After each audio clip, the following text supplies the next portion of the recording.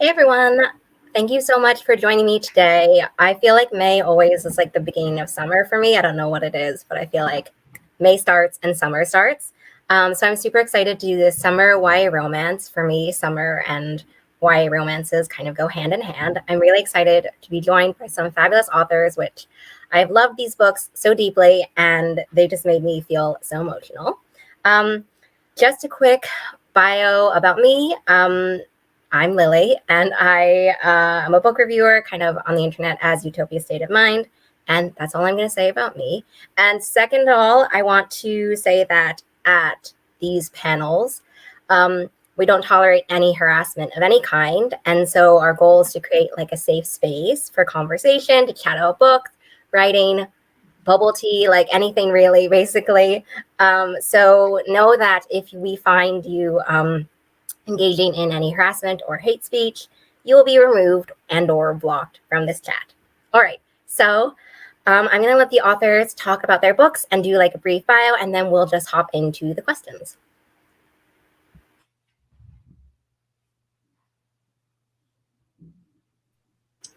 I can't remember if we're going in a specific order or not, so I'll just go. Hi, I'm Tashi Payon. I'm the author of Hang Out With You and my upcoming book, A Show for Two, and I do not have the book here, which is on me. That's bad marketing. But my upcoming book, A Show for Two, is about aspiring film screenwriter who wants to go to USC in California but lives in New York, and she's trying to win this competition. And when an undercover film star goes to her school, she basically corrals him into joining her little film competition thing, and they fall in love. So that's fine. So I'm Lily, and I wrote Beauty and the Beishram, which is an academic rivals to lovers, Beauty and the Beast inspired fairy tale retelling. It's a summer rom-com featuring a very grumpy girl, this person right here, and a sunshine cinnamon roll too good for this world boy, Ian, who is her love interest. And Kavya is a Disney party princess, and she's really looking forward to this job at the end of her junior year. She's looking forward to spending her whole summer having nothing to do with her academic rival, Ian, and not seeing him for like 2-3 months. Unfortunately, it's a rom-com, how these things go. He's the one she actually ends up forced to work with for the whole summer. And she finds herself kind of having to question whether she actually prefers the rivalry to the romance the more and more that they work together. And at the same time, their friends, both their friend groups, mutually kind of throw a further wrench in the works by deciding that the two of them need to compete in a series of challenges over the summer to finally put their rivalry to bed once and for all. I say to bed, I mean this very, I do not mean this literally, I mean it figuratively.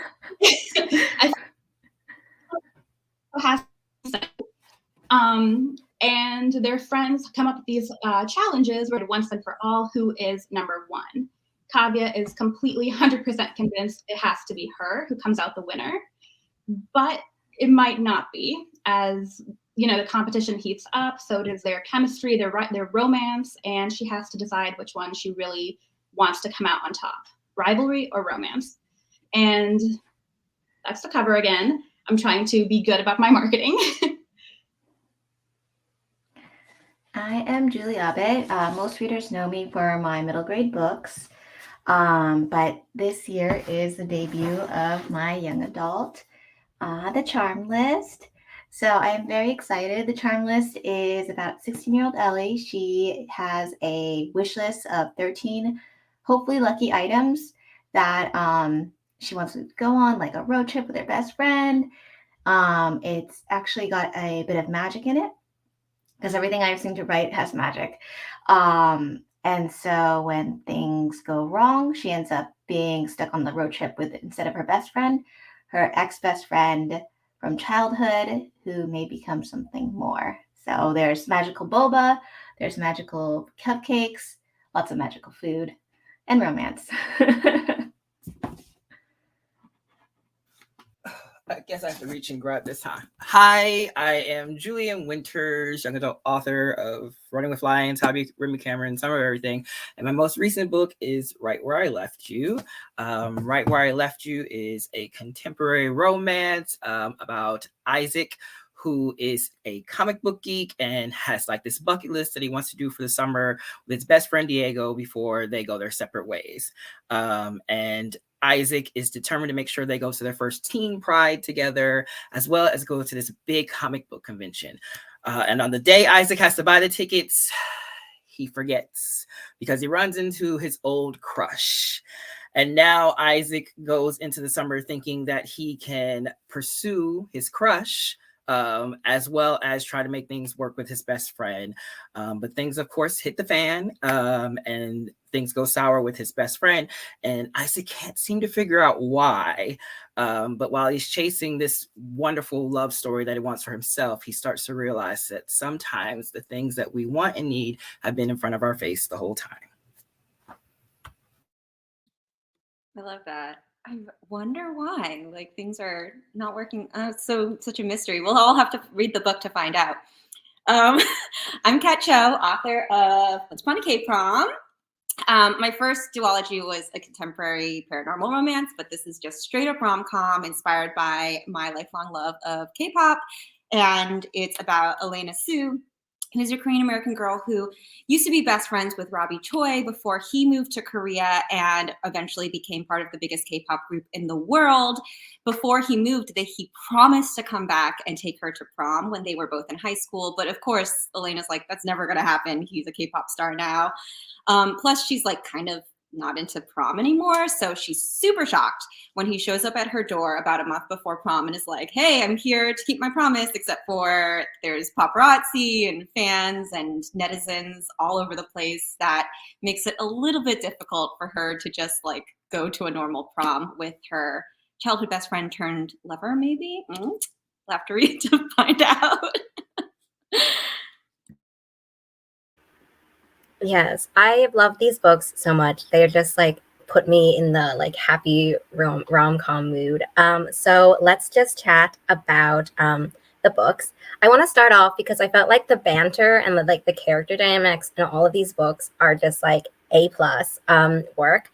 And so I wanted to talk about how you create that like character banter or the character dynamics, and sort of how do you figure out like what is going to be that dynamic for, you know, a character and another character, or for characters in general, I guess.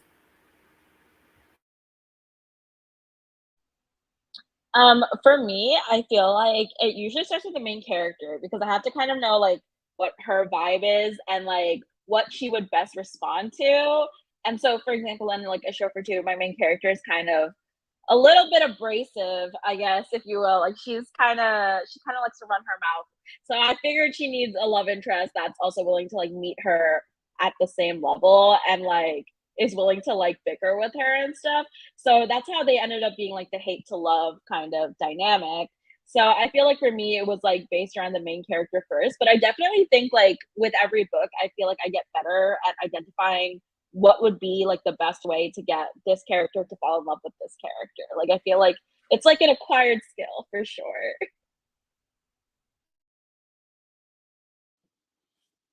Yeah, like 100% what Tashi said.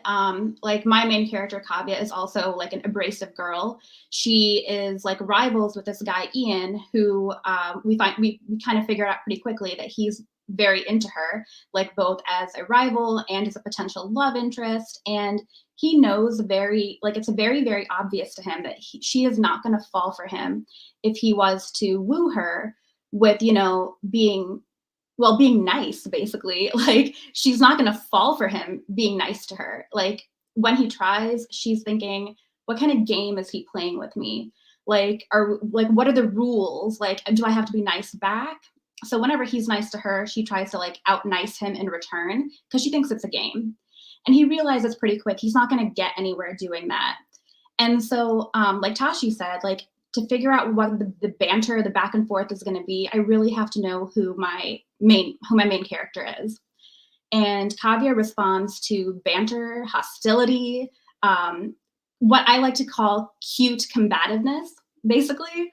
And so Ian says a lot of stuff to Kavya. Like, there's this scene pretty early in the book where they're at the library and she's checking out this huge stack of like books, 12, 15 books high. And she doesn't have her tote with her. And he's telling her, he gives her his own tote and he tells her, I don't want you to fall into something precious to get hurt. And she is, of course, like, oh, yeah, you're trying to protect your precious books, right? Like, she immediately goes on the offensive and she is like very like aggressive back to him. And of course, like as a reader, you read that line and you know it could be taken two ways, like literally or with the subtext of he thinks that Kavya is the precious person who he doesn't want to fall and get hurt because she's trying to wrangle like a stack of books this high that's like almost her height. And I feel like that is something I got pretty adept at, like as the book went on, because it starts off with these like double entendres being a little bit more difficult to grasp in the beginning. And then as we go through the book, we start to see that like he starts to get sweeter and sweeter, and she actually starts to reciprocate and appreciate these things that he's saying to her. I love that. I love when the characters change together through the story, and it makes it like, oh, like when you feel it happening, you're like, yes, you're rooting for both of them. For me, actually, like the characters was one of the hardest parts to write for the Charmed List. I think especially switching from like middle grade, where it's like a lot sweeter and like you don't necessarily have heavy romance. Going to the Charmed List was a bit different. But one thing that I really had fun with was like, and it like dropped on the page immediately, was Ellie's best friend, Leah, who's this like really hot best friend who's like always knows what she's doing. And like her and Ellie just meshed so well that it was just so seamless to write. But other than that, for every other book, for every other relationship, I'm editing and changing and twisting and adjusting it to the last minute with my editor.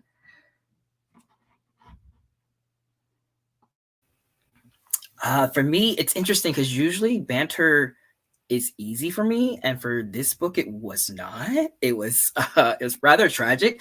But it was like Tashi said, for me, the banter was how I got to know my main character. I think it's because I struggled so much in the beginning in finding Isaac's voice and understanding him. And the banter he has with Diego really like opened things up for me. And I was like, oh, this is great. Okay, I'm getting the dynamic, and they work so well together. And they have these scenes where it's just them, and then it's them with Diego's friends. And you see this change in Isaac and how he interacts and how he handles things. And he has really bad social anxiety. So it was writing those scenes where I got to see how important the dynamic between Isaac and Diego was, into showing who this person was and how he's growing and what he's becoming, which really helped, especially when trying to write the romance part, because I was like, oh wow, I'm really revealing stuff between just the two of them, where it's just like, oh, okay, that's like your pretty precious, intimate moment when you're sharing that with someone. So yeah, it was a lot of fun doing these things, but it was not easy this time around doing the banter. And banter is like one of my favorite things in young adult, no matter the genre. I think like banter can be a cover for a lot of different kinds of insecurities, or like, and can be indicative of a lot of relationships when you're like a teenager. Like when I was a teenager, I definitely like would use humor as a defense mechanism. So like it didn't matter what my relationship was with you, I would make jokes 100% of the time. So it's kind of my go-to thing when I'm like, what's the relationship? I was like, well, there's definitely going to be some kind of banter.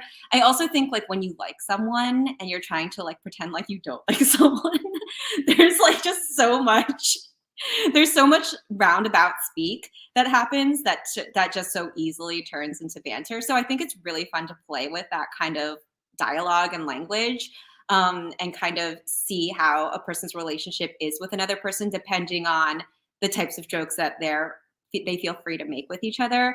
Like in the beginning of Elena and Robbie's relationship, when he comes back, like there's definitely banter, but it's very sarcastic. It's like, oh, you think you're like hot shit. I don't know what the audience is of this panel.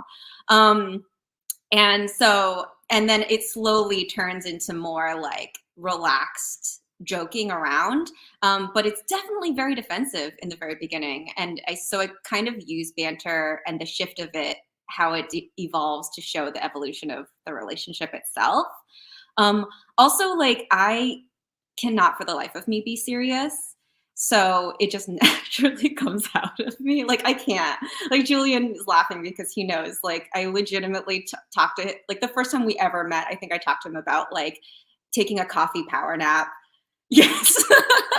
I was like, this has nothing to do with what you're talking about, but have you ever taken a coffee power nap?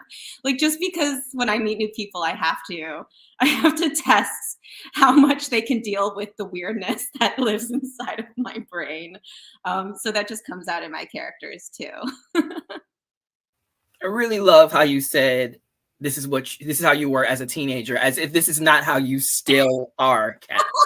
Like, this is very much you with the sarcasm and the banter anytime you're around people. Well, I just haven't matured since I was a teenager. I think it's just a great quirk of who you are. Thank you, Julie. Yeah, I love what you all were saying about like how much banter reveals about a character and like the character, how they see themselves in terms of how they see themselves as others see them, or like, you know, however that is best said is not how I said it. But yeah, I also want to ask, so there are a lot of common themes between everyone's books.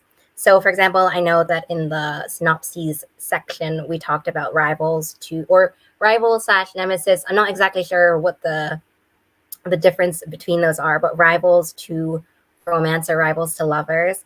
And so both in The Charmless and Beauty and the Beist, there is this rivals to romance. And I wanted to know how you tackle this line between, like, what you were saying, the cute cute combativeness, I think is what you said. And yeah, how you walk that line and like how you choose to reveal, because both of them are like former histories. And so how you choose to reveal like past stuff. Yeah, so I can go ahead and start that off. Yeah, the way I describe Beauty and the Beist and Kavya and Ian's relationship in general is always as cutely combative, because I feel like no matter what they say to each other, it never crosses the line into something that's really going to hurt the other person. And I feel like that's important for realistic rivals to lovers. And like, I know it's a different ballgame in like fantasy or sci-fi when you have enemies to lovers, where maybe there are more ideological differences. But in the real world, there's no way I'm having a romance with anyone who's so ideologically different than me. But so I think that at the heart of their banter, at the heart of their relationship together, it really has to come down to a mutual respect, even if it's grudging. Like Kavya, there's a scene pretty early in the book where he tries to tell her that he's not perfect, because she calls him Mr. Perfect, because that is how she always has seen him. And he tells her, I'm not, like, don't call me perfect. I'm not perfect. And then she actually like recites his entire resume of like, here's your GPA, here, you're president of this, you're captain of that. And she goes through this like half-page litany of like everything that he is good at and everything that, you know, deep down she really appreciates about him and doesn't antagonize her as quite as much as she would like him to think it does. And I feel like at the heart of that relationship in realistic, when you do rivals or nemesis to lovers, it really just has to be about, you know, at their heart, like deep down underneath all the petty grudges and the slights that they imagine, real or imagined. I feel like you have to really make sure that they respect each other and they're not going to say anything that is actually going to be really hard for like a reader to come back from, because I feel like sometimes it's very easy to go a little bit too far, like in the name of humor or the backing and forthing. Even in real life, like you think it's a zinger, but it could actually like really hurt somebody. And I know I have read certain books where I feel it's gone a little bit too far. And as a reader, I find it really hard for that character to redeem themselves after that, unless it's like actually meant to be a redemption arc. And I feel like a really nice way to show that respect, even from when they were like in their history, like you mentioned, Lily, is very strategic use of flashbacks. And like not like major scenes or anything, but just really short little snippets that kind of hint that maybe not everything is as we think it might be. I love that. I love like how you mentioned like they're deep in their heart, like the past, their past and their connections to each other. Because for the Charm List, Jack and Ellie were like best friends from birth. Like, so they've been together. They were best friends all throughout their lives. Like, Ellie would be scared of going to the doctor's office because she's scared of needles. And so Jack would go with her and like hold her hand when they were little kids. Like, they were like the closest ever until they had their best friend breakup. And so for me, like, it's a similar thing where I use flashbacks in a certain moment where it's like, there's a point where Ellie was getting her ear pierced in the current timeline. And then Jack's like, but you hate needles. Like, why are you doing this? Like, and she's like, this is on my bucket list. I'm going to get it done. And he's not used to this like new Ellie that's different, even though she has some of the parts of before that he recognizes and that she recognizes he knows about. So going from that enemies to lovers sort of thing was just pulling a lot of their past history in a way to show the conflict, but also showing how they've changed through time. And that really helped me like create it. It was painful creation, but it helped me create the story that it is now. I know that this doesn't apply to my book, but I love what both of you guys said about enemies to lovers. Well, first of all, Julie, I love the concept of friends to enemies to lovers, because you cannot hate someone as much as you can hate someone you used to love. But I think like that's so telling that like enemies to lovers works because the reason why you feel so strongly about them is probably because there's parts of them that like make you have to look deeper into yourself or like make you uncomfortable because it's like pointing out something that you don't like about how you deal with things. And this person is like challenging you, which it sounds like it happens in both of your books. And I love that. But I think you guys put it like really, really well. It's why enemies to lovers is so juicy. Yeah, I agree. There's a lot of like, I feel like in those kinds of relationships, there's also so much to do with perception and like what your perception of a person. And in the case of the Charm List, how it changes like the person that they are now versus the person that they used to be. But just about like perceptions and I guess misperceptions, if that is a word. In A Show for Two and Once Upon a K-Prom, both of your books have a star-studded quality. And so assuming that both of you are not secret celebrities, like that you're not, have a secret undercover life. They are. Yeah. I wrote that and I was like, well, maybe like to the extent of your celebrity characters, I guess. I wanted to know how you approach writing these characters who presumably have different lives than you do. And sort of the balancing between fame and also like the very real and kind of universal conflicts that your characters have and like their conflict issues, I guess. Yeah, for me, I think it helped a lot that in college I majored in public relations. So like when I was growing up, I literally was like, I'm gonna be a PR person for celebrities, like blah blah blah. So I feel like in my head I was like, I know these people, like I don't. But like in my head, I was like, I know these people, like I perceive them, like so I feel like that like kind of gave me a look on the other side of things, kind of like. So I feel like that helped. But I also feel like for my character, at least, he's kind of like a up and coming celebrity. So he's not like fully there yet. But he's like known enough that like, like if people are already like in that like super into that industry, they'll probably like recognize him. But like he can most of the time walk down the street and like be okay. And I think for him also like a huge thing was that he didn't really want to be like that perceived as a celebrity. Like he doesn't want to be like a big film star. It's just like he's like, okay, if my mom's saying like I have to be, and she's like basically like my agent, like I guess I'll do it. Like, you know. So I think like it was really easy to approach him as like a normal person who just happens to have like these extraordinary circumstances. And I think that's why he was able to relate to Mina, my main character, so well, because he wants to be so normal. Like he just wants to kind of live in this world where it's just a show for two, you know? Yeah. How interesting. The title, oh my gosh, it means something more. Let's think about this more. I feel like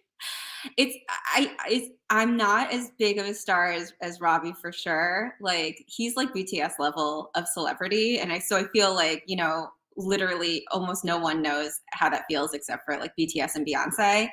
So like, but I will say like for Robbie, like his feelings definitely, I kind of mind some of the feelings that I think myself and a lot of my author friends do feel, in the sense of being like, when you get into a profession where you have, for all intents and purposes, a public persona, right?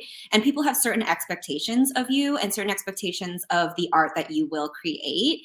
It's both exciting and terrifying at the same time. Like I remember when I decided that the next book I was going to write was going to be a straight up rom-com, and I had like this really serious talk with my friends and my agent being like, is this too different from the contemporary fantasy, like based on myths and legends kind of thing that I wrote for my debut duology? Will I be disappointing people? And I think that's a huge thing that Robbie deals with, is like the idea that if he changes the types of music or the type of art he creates, will he be disappointing his fans? Because I think like everyone acknowledges the fact that we wouldn't be where we are today without our readers. And, you know, Robbie wouldn't be where he is without his fans. And so I wanted to kind of like focus on those types of anxieties that I could personally relate to. I just like magnified it by like 1,000 for him. And I also think like there's also like kind of this thing where you feel like a brat talking about it, because we're all so grateful to be where we are, and we know that there's a privilege in being able to share our art with people. And so the idea that we're not 100% happy makes us feel complicated inside. Like, oh, I should only show the positives of myself. And so for us, you know, like a little, if there's anyone watching who's not in the writer world, a little behind the scenes is that we always tell people like, get author friends, get a group chat, like get a place where you can be your true self. And for Robbie, that's Elena. She's his group chat so that he can like be sad around her and know that she won't judge him for that sadness. So I just kind of took things that felt familiar to me and thought, how would this like play out in someone who's in a profession like Robbie's? Yeah, I think that now that you like put it that way, I think that's also why I felt like Robbie felt very like not down to earth. I mean, yes, down to earth, but like very relatable in that sense, because it's about perception. And I think as everyone who has like a social media presence and sort of that perception and how you are perceived is like going to be a theme on either side of the spectrum for you. Finally, for Right Where I Left You and The Charmed List, friendship and like friend dynamics is also a pretty big deal. I don't want to like spoil anything, but it's a pretty big deal. And so I wanted to know, how did you deal with friendship drama and friendship conflict for your main characters? And from like the very first conception of the story, did you like immediately know that kind of like that's where it was going to go?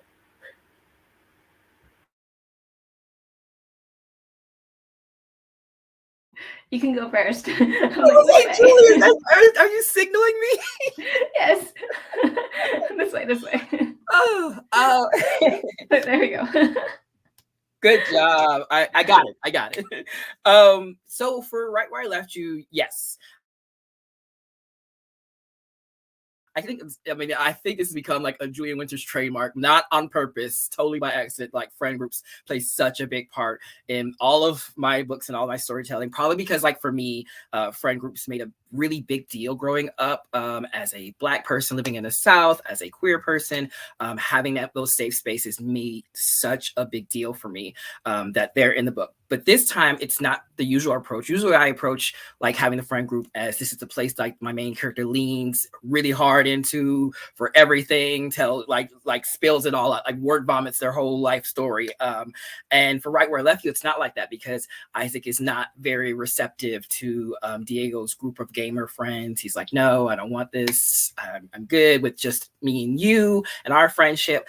So it was fun to approach it that way, in the sense that not all friend groups are like this natural chemistry of coming together and things happening. But slowly over time, Isaac gets to reveal parts of himself and see parts of the other people in the friend group that helps him understand that while we may not have like 100% legit things in common, we do share these really deep parts of ourselves, with someone else who can understand and who can relate to what we're going through. And when I first went in, the only character I knew was Alex, which is like his nemesis in the group. His like, she is the Bane to his Batman kind of thing. That's the only one I knew for certain. I was like, hey, I want to do this. I want to do this. But over time, I was like, wow, they really do have a lot of things in common. But I didn't see that at first. I just saw this is a great chance for people just like hate each other and just like roast each other and drag each other.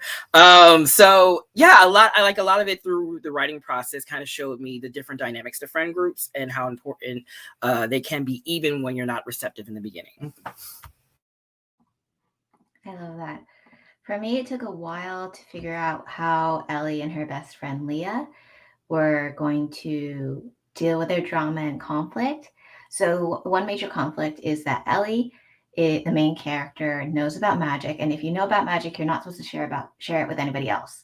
And Leah, who is her best friend, who has shared everything in her life with Ellie, just doesn't know about this one crucial part, and that causes not too many spoilers, but that causes conflict when things happen. And so, one thing in terms of plotting, one thing that helped me was actually writing letters from the characters to each other, about like how they feel about each other, and sort of like a no holding anything back kind of letter. Like, this is how I feel. Like, I love you so much, but.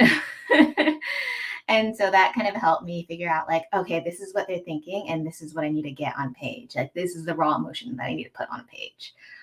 So that actually really helped me figure out their relationship in terms of plotting it out. I just have to say, I love that craft tip so much. I've heard it before, but I've never used it. But I love that idea of something that's not actually on page, but you still working to develop the characters through the lens of through a different medium. So that's pretty awesome. When I am stuck beyond any means, like that is what I do.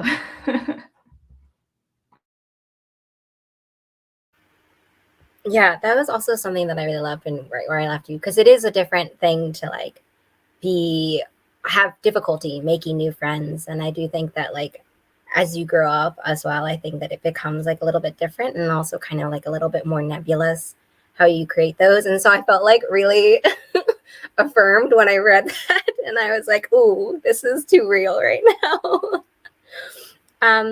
I wanted to remind everyone also that you can drop your questions in the chat. I know there are some questions as well. So I'm going to just do one more question and then we'll pivot to the chat questions. I wanted to talk about expectations, and specifically also expectations from our family, and sort of, I think that is a really prevalent theme in all of your books. And I wanted to know if you could talk about either the families of like your main character, and also as a writer, how is creating these families different or similar to previous books that you have written? So for me, I actually feel like my main characters for both of my novels so far have very similar families, but I think they both react to the families very differently. So for In Carrying On With You, my main character kind of like wants like the approval of her parents, as I feel like a lot of immigrant children do. Like they're like, I just want to be enough. Like I just want to do like, you know, like why don't you guys love me enough? Like whatever. But in A Chauffeur 2, I feel like Mina's kind of at the point where she's like, all right, so clearly this is never gonna be enough. So I'm just gonna have to live with it. So it is what it is.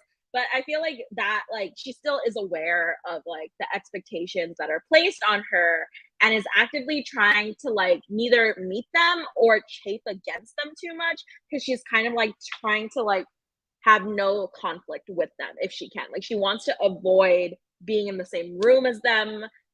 So apt for Mother's Day. But like, you know, like it's kind of that vibe where she's just like, I would like to not be perceived by my family right now. But I do think like those expectations have shaped her and her dreams kind of, where she feels like she has these dreams that just like don't fit in with what her parents expect of her. And a lot of that is why she like wants to like leave New York and like go to like school somewhere else where like things can be easier and her parents won't be around. But who's gonna tell her that trauma follows you everywhere? I don't know.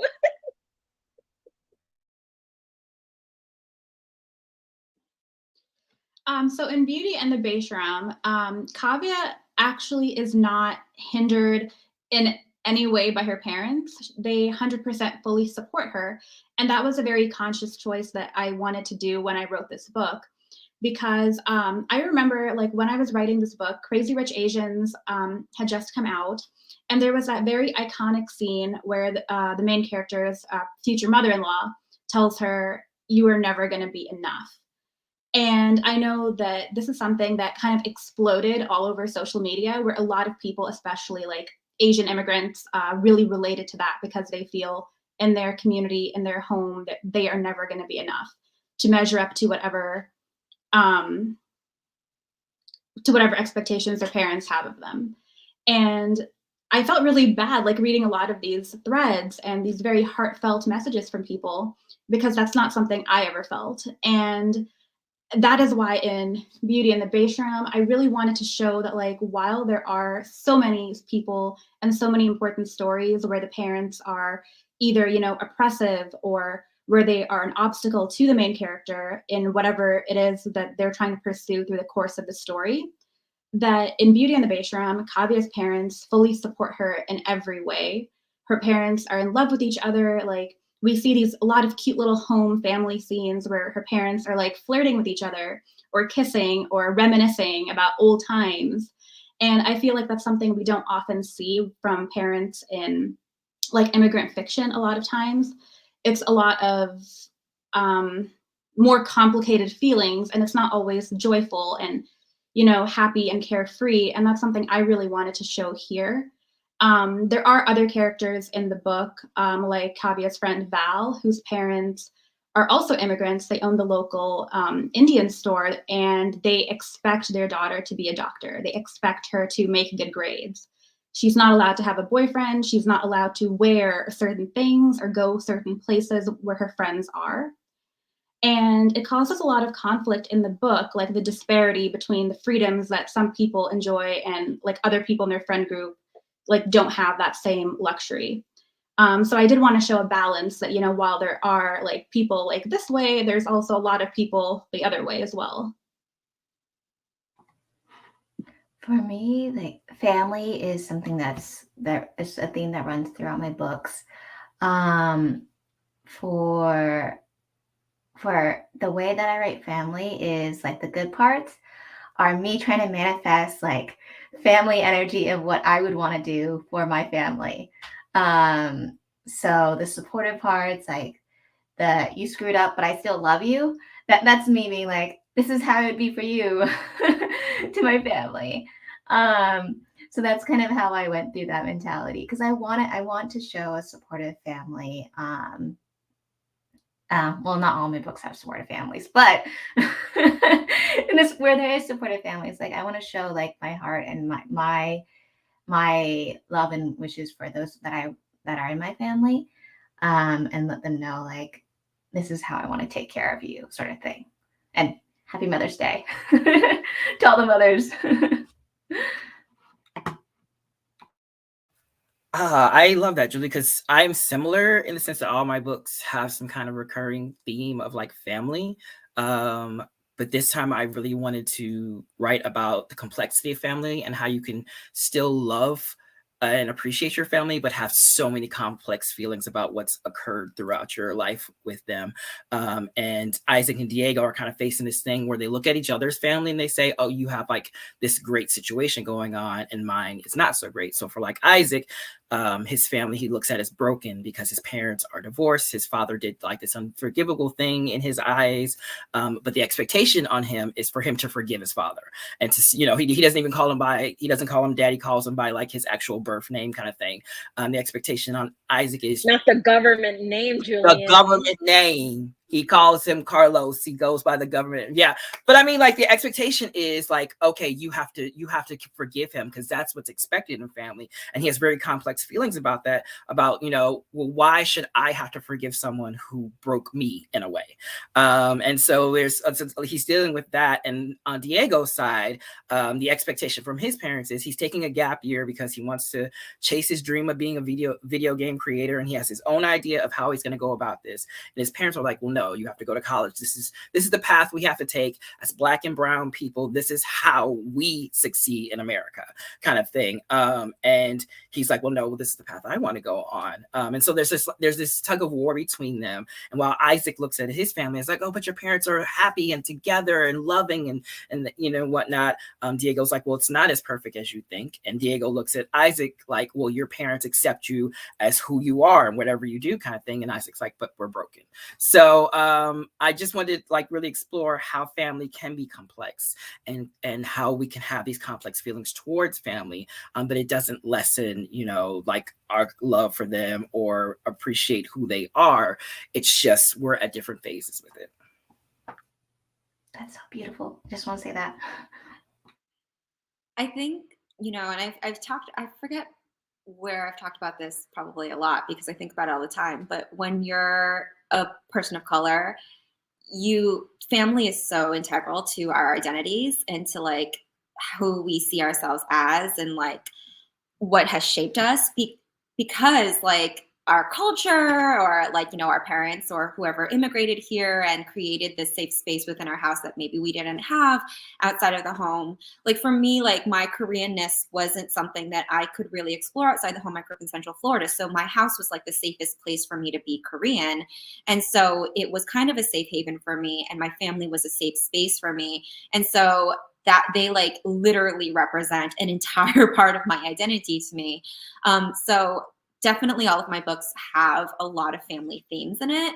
And I also like, I definitely think, you know, it's kind of like this joke, I guess, right, in YA of being like, oh, I guess like the parents don't matter. They like never show up. So I love the trend now that parents are so much more an integral part of the story and like are given that like attention within stories, especially in books, obviously written by BIPOC authors. Surprise, surprise. For Once Upon a K-Prom, though, I wanted to also show how the relationships amongst siblings really affects my main character. And so there's this kind of idea, especially in immigrant families, like, and obviously in Korean families, because that's what it's based on for me, of like, if your siblings are amazing, then you have to be at least that amazing, if not more. And like, it kind of creates this air of competitiveness that like we never asked for. Like my sister is amazing. She's like so cool and she's like innovated all of this amazing stuff within her industry, and we're not in the same industry, but there's always been this idea for me of being like, I have to do just as much in my industry as she did for hers, otherwise I'm losing.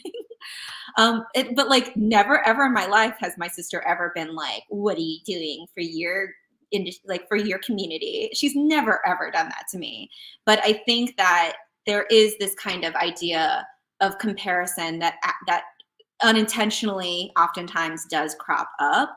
And I gave that intensely to Elena, to my main character, because she's the youngest of 5.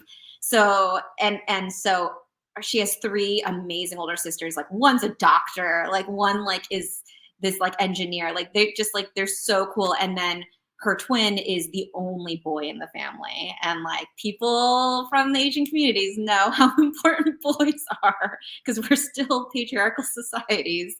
So like Ethan literally has to do nothing but exist to be better, seen as better than Elena. And that really gets to her. So a lot of her insecurities that she takes out on Robbie are because of where she sits in her family hierarchy. And that was like a huge part of what makes Elena who she is.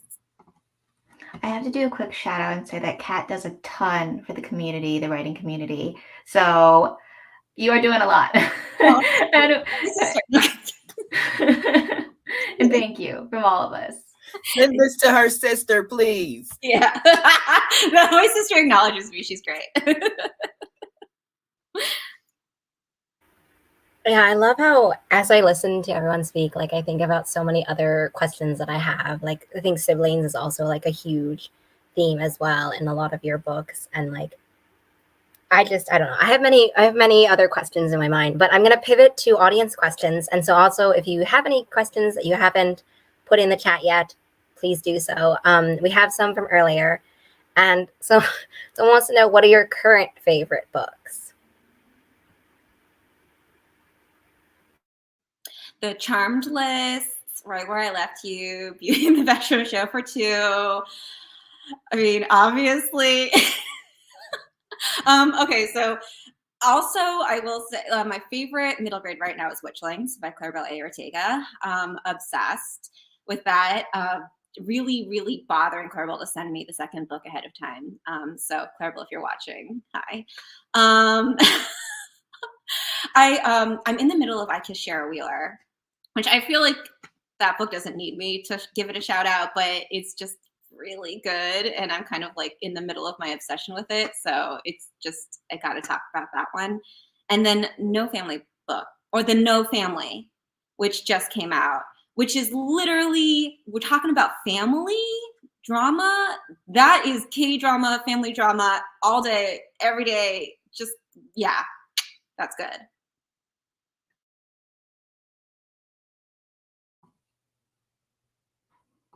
I can jump in. So I'm reading The Last Fallen Moon, which is the second book in the Gifted Clans trilogy by Gracie Kim. And then it's a middle grade book that has mythology and magic and great friends. And it doesn't come out, I think, till next month. But I'm ready for the third book. Oh, hi, Kat. Hi, little cat. You're so cute.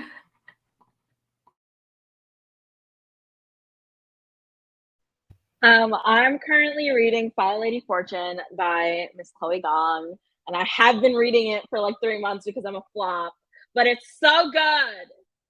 It's so good, and it has a fake marriage. So what more can you ask for? That's my entire recommendation.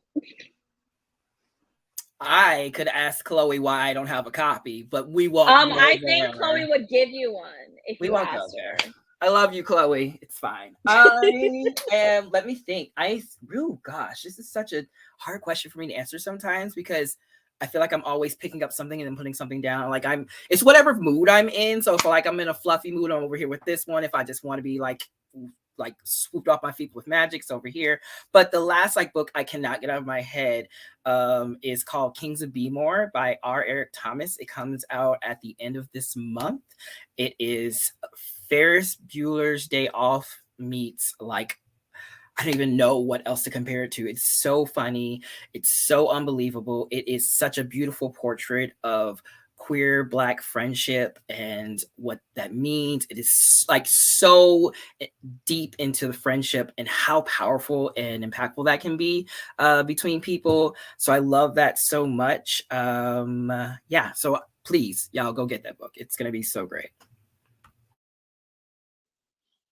Like Julian said, I read a lot of different things at one time. I am very chaotic. I have 10 different Kindle files ongoing at any given time. And I'm terrible with titles. But I just started Danielle Clayton's The Marvelous, or the Marvelers, which I am really looking forward to. I think it is going to be, I think it has a lot of stuff in similar with Claribel Ortega's Witchlings. So I'm really looking forward to seeing how like modern day fantasy authors like do like the boarding school kind of magic. I'm really looking forward to that. And I'm excited that like the new generation of readers get to have that and not that other series we don't talk about. I also recently read One True Loves by Elise Bryant, which I absolutely love. The covers are so cute. Her writing is amazing. I absolutely adore her book. And I am looking forward to starting All My Rage by Saba Tahir, which I am woefully behind on. I feel like everyone but me has read it. And I'm really looking forward to starting that one. And there's so many like good books coming out this summer, which like the titles are like blanking me right now, but there's probably like 25 at least that I really want to have pre-ordered. Yeah, I am so behind on May, and it's like May 8th. It is criminal how bad I'm behind. And I looked at June like the other day because I was trying to see like if I could get ahead on June. The answer is no, I can't. Like there's so many good books for this summer. I 100% agree. I feel like I just started Love Radio, and that one is super good. It's super sweet so far. And that's another debut. And also I just wanted to say one thing. For the No Family, I also am starting to read that soon, but I just wanted to say that it is going to be, we're going to do a panel also for like the No Family. I can't remember the other, we were doing like YA contemporary debuts. So I just made the graphics like yesterday, but I just wanted to point that out because I'm also very excited for it. The next question we had was, hold on. What would you recommend to aspiring writers who are practicing writing good stories? I would say consuming things that are good, like things that make you happy, like whether it's books or stories or manga or manhwa or Netflix binging, like take in everything that you love. Like for me, like I was watching Business Proposal all day. Loved Oh it. my god, I'm binged it. literally watching that right now. I'm in Oh my, I love it so much. So find things you love and that like think about, you can spend time thinking about the things you like why not, right? And think about what made it great. And that's helped me. Well, I'll never get to Business Proposal level because I love that too much. But but you know, like take this parts of the stories you love and see like, oh, okay, this is what made this story great. Like this is how a good story is told. I would say like definitely know that when you first start writing a story, it's gonna be crappy, and not to let that be disheartening to you. I think like this is advice I have for literally anyone at any stage of their writing career. This is advice I give to myself daily. I like look myself in the mirror and I'm like, your writing is shit right now, but that's okay. Because a first draft, no one writes a perfect first draft. That's a myth. Like, and writing is revising. So I think like a lot of people need to give themselves permission to write a crappy first draft and not be disheartened by it. Because so often, especially if you're a really avid reader, you can see how the story should look in your head. And that getting it on the page and the execution is a completely different thing. So then you get so frustrated because you're like, I know what can make it great. I just am not doing it right now. Why? And it's just because it's such a process of revision. And just to like give yourself permission and give yourself some grace, like, and just keep writing, because the more you write, the better it will get. And if it's hard for you to write original fiction, fan fiction is such an amazing space and it's such a great community, and it's a really great way to like. So true. Isn't that right, Julian? Loved it, lived it.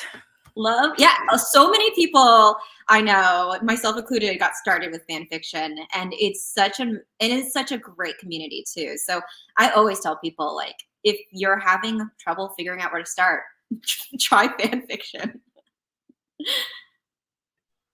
I think my advice would be like to get writer friends. Like, I feel like having people who are in the same boat as you who also want the same thing is so motivational.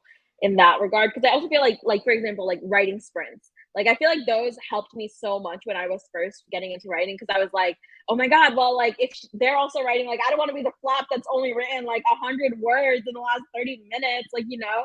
So I feel like that was really motivating for me, but also just like being able to like see that like other people are also kind of struggling in that regard, because like then you don't feel so lonely about it, and you don't feel like you're the one who's like only suffering, like, you know. I'm like, here for you with that. I will show you myself struggling all day, every day. You need to see someone struggling, just come here. Right, exactly. Yeah. Like we've all been there. So I feel like having writing friends is really helpful. And then like, because a lot of times they can also turn into critique partners. So then they can read your writing and then help you improve, and you can help them improve. It's just a cycle of improving and thriving together, and then eventually succeeding together. I love that you said that healthy competition, but against yourself. Like you want to do better, like not just like for the sprints, but you want to do better than you did the day before. And I think that's a really healthy way of looking at it, instead of like, oh, how come Amanda wrote 5,000 words in half an hour and I wrote 50? That's me. Ooh, Amanda. What did Amanda do to you?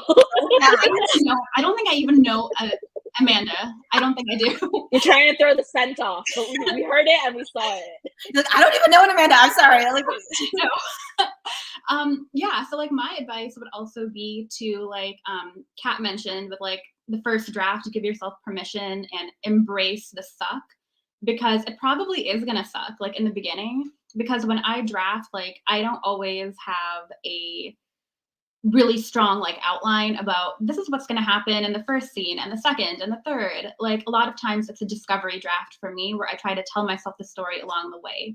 And when I was first writing, like when I first got started writing novels, it was really hard because I was coming off these fantastic books, and the emotions that I felt at the end of a book, which, you know, if the author did their job right, which most authors do, is it's all the payoff, like all the emotional, all the action, like everything that the book promised from page one all came together really well in that third act. And so that's what I'm coming off of. And it's like, well, how come my writing isn't doing that? Like, how come my page one is not as fantastic as their third act? Because I'm full of all those like really big emotions that at the beginning of a book, you don't tend to have all of that. Unless, of course, your inciting incident might take place on the very first page. Mine does not. I don't know a whole bunch of people who do. But I mean, if that's you, good for you. Teach me your ways. But if it's not you, that's probably something you're struggling with. So my advice is, do not look at the end of a book as like your benchmark of how you want your beginning to start. I will give a suggestion of a book that does do that, The Inciting Incident, on the first page, and it's The Coldest Girl in Cold Town by Holly Black. It's, to this day, probably the best and most like gripping opening chapter of any YA book that I've ever read, because it takes you there from page one. And like Holly Black is like top tier God level. So like I don't think anyone should be like feeling like crap if they're not that level. But just for a reader, if you're a reader who wants a book like that, that's an amazing one. I feel like that's just proof. Like the fact that only Holly Black could pull that off should make you feel better about the fact that none of us are doing it. Oh my gosh. My advice kind of tags on to Kat and Lily's, which is don't compare your first draft to someone else's completed novel. So I struggle so bad with first drafts because I am a perfectionist, and I'm like, we are going to do this one paragraph 6 times until it sounds the way I want it to sound. And I always end up, comparing myself to someone else's fully published, completed novel. Like, well, why didn't you make it look like that in your first draft?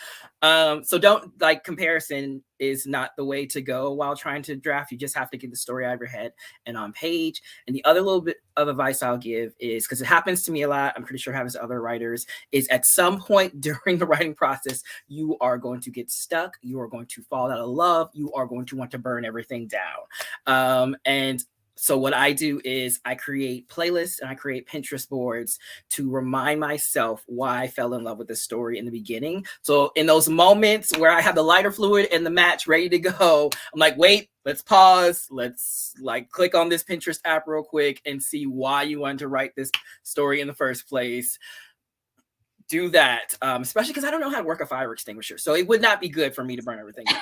I love that you do that in the middle of the book, because I can't write a book without first making the playlist. Oh no, yeah, and I the start Pinterest that book. way, but it's there. Like it's like my Oh, safety net for later on. I definitely can't start a book without it. Oh hell no, that's not happening. I'm like, if I don't know the aesthetic of this book, can I even write it? No, it doesn't exist. What do you mean? Well, I think like Julian, you kind of touched on it, and everyone has, but I want to reiterate, do not like comparing yourselves to other people can only lead to heartache. And I get like, I mean, there's a difference between like what Julie said, read good content, absorb good stories, and be inspired by it. So there's a difference between being inspired by good stories and comparing yourself to those good stories. And where you feel like you're crossing the line from inspiration to comparison, just stop, do a U-turn, and go back to like your safe space, because you're never ever going to write a book that's exactly like those books you love, and you shouldn't have to, because you're different. Your voice is different. You're uniquely yourself, and your story matters just as much as that story does. So I just like really want to reiterate to like eyes on your own paper. Do not over compare yourself to other people. Also, like adding on to that, like one day your book might be that for somebody else. So it's like, why even bother comparing? Because like one day, like they could be your like, I don't know, like I can't think of a single author now, but you know what I'm saying? Like you're Holly Black, like you could be somebody's Holly Black, and like that would be so amazing. And like, you know, like that's because it's your story, and it's like, you know. So I feel like you just gotta wait. It happens.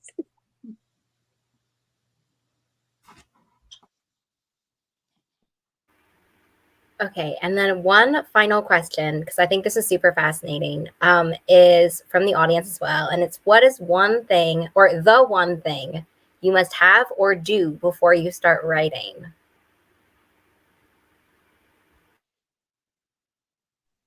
Well, like me and Julie were just saying, the Pinterest boards, the playlists, like I simply cannot do it without those.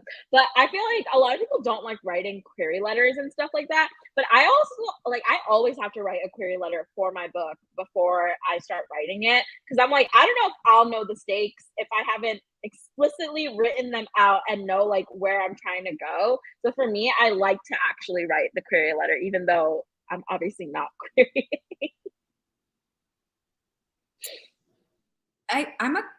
I'm a character writer. Like even when I'm writing fantasy, like understanding like why the character does what they do is really important to me.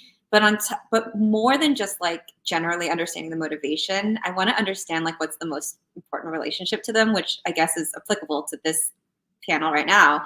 So I need to know like who the most important person is in that person's life and like why, so that I can like write to that relationship.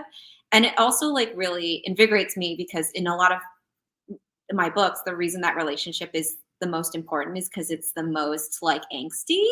And I'm like, yes, angst all day. Do the end of the K-drama, like intense stare at them for 16 chapters, please.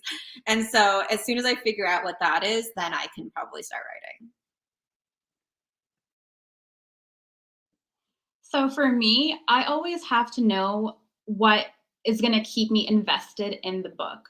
And like I make the mood board, I do the playlist, and for some reason, what always ends up happening is that my playlist might have like 20 different songs on it.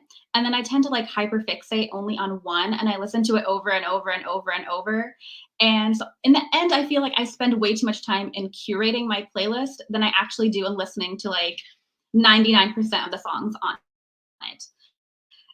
So while I do those things, I feel like it doesn't actually keep me invested in the story.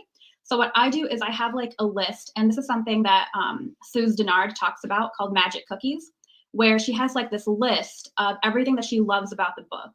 And so for Beauty and the Beast, for me, it was like the Beauty and the Beast references. The Sailor Moon stuff, there were like some Pokemon things in there. It was Kaguya is a style icon. I talk about her fashion, her sister relationship, like food. I love including food in all my books. Like whenever I'm hungry or thinking about like what I want to make for dinner or what I had last night, I'm like, oh, I'm just going to make my character eat that instead. So for me, like, I just love including food that way in my books. And I feel like when I have that like list in front of me, whenever I'm like at a sticky part in my revision or my drafting or whatever, I look at my list and I think about what I could include in there just to punch it up further and get me excited to finish that scene.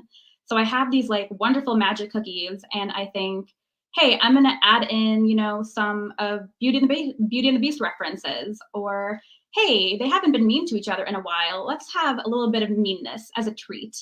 And like just things like that that really just keep me going in a story, because at some point when you revise, like you are sick and tired of it. You have been looking at your words for way too long and you're thinking, this is horrible. Like you are armed with your lighter and your trash can, like Julian said. You are ready to, you know, just implode your whole work. And I feel like having those magic cookies like remind you that, you know, you have a little treat to keep going. You have your little carrot that, you know, keeps you moving forward, which I personally really need.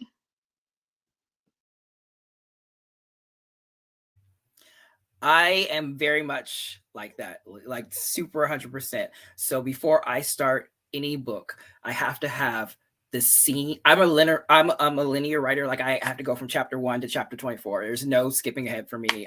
Something's wrong with my brain. But I have to have those scenes that I am so looking forward to writing to get me there during the whole writing process. So like in Right Where I Left You, it's chapter 11. I'm not going to tell you what it is. I'm just telling you chapter 11. From the inception of this idea, I pictured these two characters in this scene, and it got me through a lot of the writing process. It got me excited about writing things. It got me excited about how I'm going to get there, which ways I'm going to go about doing and whatnot. Lily, I don't know how your playlist is 20 songs, since mine's 150, but I literally make a sub playlist to the playlist for that scene. So I will take certain songs that are going to put me in that mood and get me there, and make like a little 10 song playlist just so I can write that scene. And it is like a treat. It is like giving yourself something that you can look forward to, especially when you're editing and you're revising and go, oh my gosh, this exposition went on for like 4 chapters now, but the next chapter is going to be like the big kissing scene or the big confession scene, or next chapter is going to be like when they have like the big fight. Like I have to have those things to get me going and to keep me inspired throughout the process. So that's what I have to have before writing. I think you probably have the most dedicated playlist of anyone I know. Oh gosh, it is hardcore. It's hardcore, but I don't know. Some days it feels worth it. I was waiting for you to say you need a fire extinguisher before you start. I don't know how to work it, y'all. Like, I really need to read the instructions. They're not that hard. Get a Anything's easy fire ones out. extinguisher. Y'all That's do the not real take question. Julie into anything with pyrotechnics. We will not survive. I'm gonna send you an easy fire extinguisher next time you announce your next book deal. Thank you. Can you send it to all of us actually? Like, can it be like a buy one get for free or something? So I think you guys have all amazing answers, but when I first heard this question, I was like, yeah, oh, I know my answer. And then you guys were like, playlists, like aesthetic boards. I'm like, my answer is I need my tea and my coffee and my chips. Julie, I had to take So I don't know if that helps, but that is how I write. I was gonna say food, and then I thought like it would be like no one would take me seriously. Oh no. That was the first thing I went to. Red Bull I and a was plate of thinking- fries. No, I can't do it. No, you need to. I need my coffee. I Exactly. just really need it. Yeah. Well, thank you everyone for the really wonderful questions, and thank you all to the authors for joining me and chatting, initiating summer. Summer can commence now. The bookshop links for all of the books are in the description below. I am commenting as well the giveaway link, which should be active for at least a week. Sometimes it's a little bit more. And I'd like to say thank you all to everyone for joining and for chatting and sharing all of your time with us. Thank you for hosting. Yeah. Thanks for organizing. Oh, should we do a photo? Oh yeah. Tashi, did you go get the book? It's okay. It's okay. It's okay. Oh, I don't know how to take a photo. Hold on. I think I can do it. Am I coordinated enough? Oh, I don't think I'm coordinated enough. Let me see. Okay, I'll do it. Okay.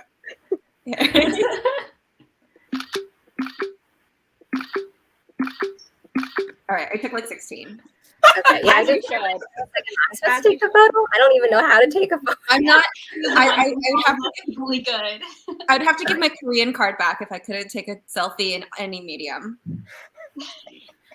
All right. Well, thank you all for joining and for chatting with us all. And we will have a great, as I like to say, reading day, week, month, year. So bye, everybody.